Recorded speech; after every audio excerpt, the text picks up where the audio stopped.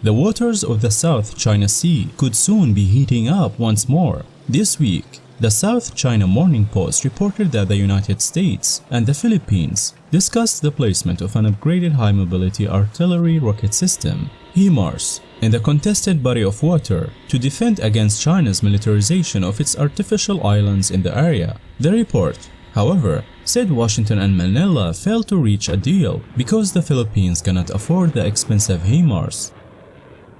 The report comes amid continuing uncertainty about the country's alliance under Philippine President Rodrigo Duterte's administration, as well as questions over whether Manila wishes to review the nation's 70-year-old mutual defense treaty. Recently, the pair's defense chiefs reaffirmed their enduring alliance and agreed to increase the interoperability of their forces. At the same time, the United States also pledged to continue its support for the Philippine armed forces.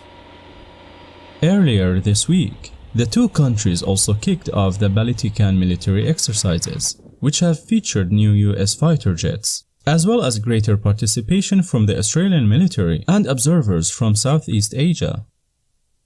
The discussion in question appears to have limited to a US push for the Philippines to purchase HIMARS units, yet it also opens the door to a possible break with US policy.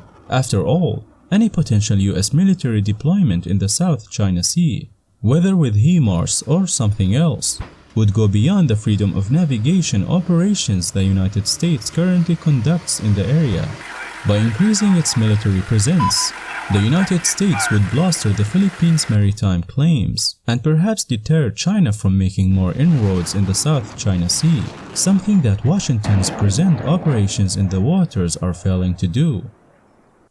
Any HIMARS deployment in the South China Sea would put China's artificial islands in the Spratly chain within striking distance.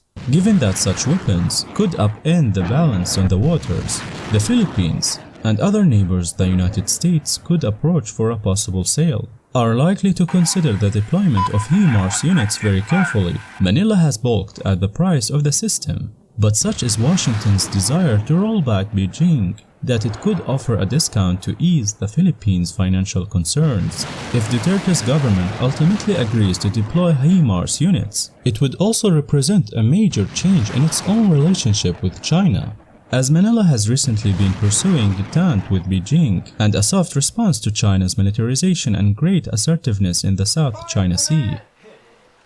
The installation of HIMARS units or other US weapons in the Spratlys could spark China to further weaponize its artificial islands and respond by harassing Philippine forces in the islands, especially their logistics and resupply operations. And if China believes the United States itself is preparing to deploy forces there, it could try to prevent Manila from preparing for their arrival by disrupting their construction operations. Doing so, however, could ratchet up tensions in the area, complicating Beijing's efforts to cultivate allies along its periphery to deflect US pressure amid the two giants' great power competition. China has been steadily increasing its military presence in the South China Sea in recent years. In 2012, China seized the Scarborough Shoal from the Philippines. It has also built 7 artificial islands in the Spratly chain since 2013 and worked to prevent Vietnam and the Philippines from exploring for energy in areas it deems disputed. According to reports, China has installed anti-ship and surface-to-air missile systems on 3 artificial islands, including the Ferry Cross, Subi, and Mischief Reefs, and repeatedly rejected US demands to remove the systems, with the United States pushing the Philippines to purchase a new rocket launching system. A showdown in the shoals may be on the way. Thanks for watching. Don't forget to like, comment, and subscribe.